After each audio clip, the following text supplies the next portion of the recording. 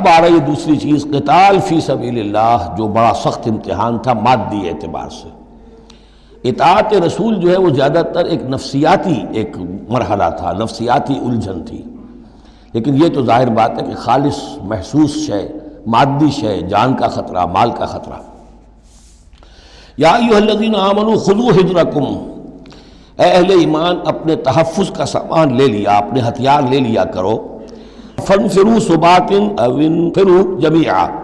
اس کے بعد خواہ تم ٹکڑیوں کی شکل میں نکلو اور خواہ فوج کی شکل میں، یعنی دو طرح کے معاملات ہوتے تھے۔ کبھی حضور صلی اللہ علیہ وسلم چھوٹے چھوٹے آپ گروپ بھیجتے تھے، جیسے کہ غزوہ بدر سے پہلے 8، کبھی یہ کہ پوری فوج لے کر جیسے غزوہ بدر میں آپ گئے، غزوہ احد میں آئے، تو ان میں سے جو شکل بھی ہو نکلو اللہ کی راہ میں۔ وَإِنَّ مِنْكُمْ لَمَن لَيُبَطِّئَنَّ، تم میں سے کچھ لوگ ایسے ہیں جو دیر لگا دیتے ہیں، تاخیر کرتے ہیں۔ حکم ہو گیا ہے، نکلنا ہے، فلاں وقت ہے، کوچ ہوگا، اب وہ اس میں ڈھیل برت رہے ہیں، ابھی تیاری ہو رہی ہے، اور پھر بہانہ بنا دیں گے کہ بس ہم تیاری کر ہی رہے تھے، اب نکلنے ہی والے تھے، اور وہ منتظر رہتے ہیں کہ کوئی فیصلہ ہو چکے، تو اس وقت پھر ہم کہیں گے کہ ہم تو نکلنے والے تھے کہ یہ فیصلہ ہمیں پہنچ گیا کہ جنگ کا تو فیصلہ ہی ہو گیا۔ فَإِنْ أَصَابَتْكُمْ مُصِیبَةٌ، پھر اگر تمہیں کوئی مصیبت پیش آ جائے، اب بہرحال مسلمانوں کو جنگ میں نکلے ہیں تو کوئی تکلیف پیش آ جائے، کوئی نقصان ہو، کوئی وقتی طور پر ہزیمت ہو جائے، قال، تو وہ کہے گا قد انعم اللہ علی اذ لم اکن معہم شہیدا، میں تو اللہ نے بڑا انعام کیا، بڑا کرم کیا، جو میں نہیں گیا، میں رہ گیا، میری فلاں جو ضرورت تھی وہ میرے لیے رحمت بن گئی، وہ میرا جو اونٹ گم ہوا تھا اس وقت کہیں وہ اگر میرے پاس موجود ہوتا تو میں بھی وہاں پر خراب ہوتا، یہ تو مجھ پر تو اللہ کا بڑا کرم ہوا ہے کہ میں اس جنگ میں، اس مارکے میں جانے سے بچ گیا۔ وَلَئِنْ أَصَابَكُمْ فَضْلٌ، اور اگر تمہیں کوئی فضل پہنچ جائے اللہ کی طرف سے، فتح ہو جائے اور تم یعنی کامرانی کے ساتھ واپس آؤ اور تم مال غنیمت لے کر آؤ، من اللہ، اللہ کی طرف سے فضل مل جائے، لَيَقُولَنَّ، اس وقت پھر وہ حسرت کے ساتھ کہے گا کہ لَمْ تَكُنْ بَيْنَكُمْ وَبَيْنَهُ مَوَدَّةٌ، بالکل ایسے جیسے تمہارے اور اس کے درمیان کوئی دوستی اور مروت اور مودت ہے ہی نہیں۔ یا لیتنی کنت معہم فافوز فوزا عظیما، ہائے کاش کہ میں بھی ان کے ساتھ گیا ہوتا تو یہ بڑی کامیابی مجھے بھی حاصل ہو جاتی۔ یہ ان کا کردار ہے جس کا کہ نقشہ کھینچ دیا گیا۔ فَلْيُقَاتِلْ فِي سَبِيلِ اللَّهِ الَّذِينَ يَشْرُونَ الْحَيَاةَ الدُّنْيَا بِالْآخِرَةِ، بس جو لوگ دنیا کی زندگی کو آخرت کے عوض فروخت کرنے کے لیے تیار ہیں، انہیں لازماً قتال کرنا چاہیے اللہ کی راہ میں۔ فَلْيُقَاتِلْ فِي سَبِيلِ اللَّهِ الَّذِينَ يَشْرُونَ الْحَيَاةَ الدُّنْيَا بِالْآخِرَةِ، جنہوں نے تو یہ طے کر لیا ہے کہ ہم نے آخرت قبول کی، دنیا ہم دیتے ہیں۔ اب ان کے لیے تو پھر کوئی اس میں ہچکچاہٹ نہیں ہونی چاہیے، اگر انہوں نے واقعی یہ سودا اللہ سے کیا ہے تو پھر یہ کہ انہیں تو اللہ کی راہ میں جنگ کے لیے نکلنا چاہیے۔ وَمَن يُقَاتِلْ فِي سَبِيلِ اللَّهِ، اور جو کوئی بھی اللہ کی راہ میں قتال کرے گا، فَيُقْتَلْ أَوْ يَغْلِبْ، اب دو ہی امکانات ہیں، وہ قتل ہو جائے یا غالب ہو جائے، فتح مند ہو کر واپس آئے یا وہیں شہید ہو جائے۔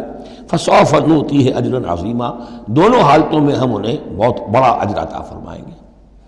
وَمَا لَكُمْ لَا تُقَاتِلُونَ فِي سَبِيلِ اللَّهِ، اب یہ خاص طور پر جو خاص قتال کے لیے ترغیب دلائی جا رہی ہے وہ ایسے لوگوں کے لیے کہ جو مختلف علاقوں میں مسلمان تھے، کہ جو پھنسے ہوئے تھے، ان میں کمزور بھی تھے، ان میں خواتین بھی تھیں، بیمار بھی تھے، بوڑھے تھے، جو ایمان تو لے آئے لیکن یہ کہ وہ ہجرت کے قابل نہیں تھے، تو وہ اپنے اپنے علاقوں میں ہیں، اپنے اپنے قبائل میں ہیں، وہاں ان کے اوپر ظلم ہو رہا ہے، انہیں ستایا جا رہا ہے، انہیں مارا جا رہا ہے، پرسیکیوٹ کیا جا رہا ہے، تو خاص طور پر ان کی نصرت کے لیے نکلنا اور ان کو جان چھڑانا اور ان کو بچا کے لے کر آنا، یہ کام تو ایسا ہے کہ جس میں غیرت ایمانی کا بہت ہی شدید تقاضا ہے، اور میں تو سمجھتا ہوں کہ غیرت انسانی کا بھی تقاضا ہے۔ وَمَا لَكُمْ لَا تُقَاتِلُونَ فِي سَبِيلِ اللَّهِ، میں کیا ہو گیا، کیوں قتال نہیں کرتے اللہ کی راہ میں؟ وَالْمُسْتَضْعَفِينَ، اور ان کمزور لوگوں کے لیے جو مغلوب بنا دیے گئے ہیں، من الرجال، مردوں میں سے، والنساء، اور عورتوں میں سے، والولدان، اور بچوں میں سے، الذین یقولون، جو یہ کہہ رہے ہیں، دعائیں کر رہے ہیں، ربنا اخرجنا من هذه القرية الظالم اهلها، اے ہمارے پروردگار ہمیں نکال اس بستی سے جس کے رہنے والے لوگ ظالم ہیں، واجعل لنا من لدنك وليا، اور ہمیں اپنے پاس سے کوئی ہمارا ولی، حمایتی، مددگار بنا دے، واجعل لنا من لدنك نصيرا، اور ہمارے لیے خاص اپنے فضل سے کوئی مددگار بھیج دے۔ اب ان کی جو یہ آہ و بکا ہے وہ بھی تمہیں آمادہ نہیں کر رہی کہ ان پر ظلم ہو رہا ہے، ان پر ستم ڈھائے جا رہے ہیں، اور تم جو ہے اپنے گھروں سے نکلنے کے لیے تیار نہیں ہو۔ یہ کن سے خطاب ہو رہا ہے؟ جن کے ہاں اسلام قائم ہو چکا تھا، ان سے خطاب ہو رہا ہے۔ ہم اپنے گھر میں اسلام قائم کر نہیں سکتے، یہاں پر کوئی جد و جہد نہیں کہ اسلام آ جائے، ہمارے ہاں کفر کا نظام چل رہا ہے، تو ہم تو مخاطب ہی نہیں اس کے۔ مخاطب اہل ایمان ہیں، اور اہل ایمان کا فرض کیا ہے؟ پہلے اپنے گھر کو درست کرو، پہلے اپنے ملک کے اندر اسلام قائم کرو۔ قرآن کے سوا کوئی اور قانون چل رہا ہے، من لم یحکم بما انزل اللہ فاولئک هم الکافرون ومن لم یحکم بما انزل اللہ فاولئک هم الظالمون ومن لم یحکم بما انزل اللہ فاولئک هم الفاسقون۔ ظالم، فاسق اور کافر اور مشرک تو ہم خود ہیں۔ تو یہ آیت اپنی جگہ ہے، ہر چیز کو اس کے کانٹیکسٹ کے اندر رکھنا چاہیے۔ الذین آمنوا یقاتلون فی سبیل اللہ، جو لوگ ایمان والے ہیں وہ قتال کرتے ہیں اللہ کی راہ میں۔ والذین کفروا یقاتلون فی سبیل الطاغوت، اور جو لوگ کافر ہیں وہ بھی قتال کر رہے ہیں، جنگ تو وہ بھی کر رہے ہیں۔ ابو جہل بھی تو لشکر لے کر آیا تھا، وہ طاغوت کی راہ میں قتال کر رہے ہیں۔ فقاتلوا اولیاء الشیطان،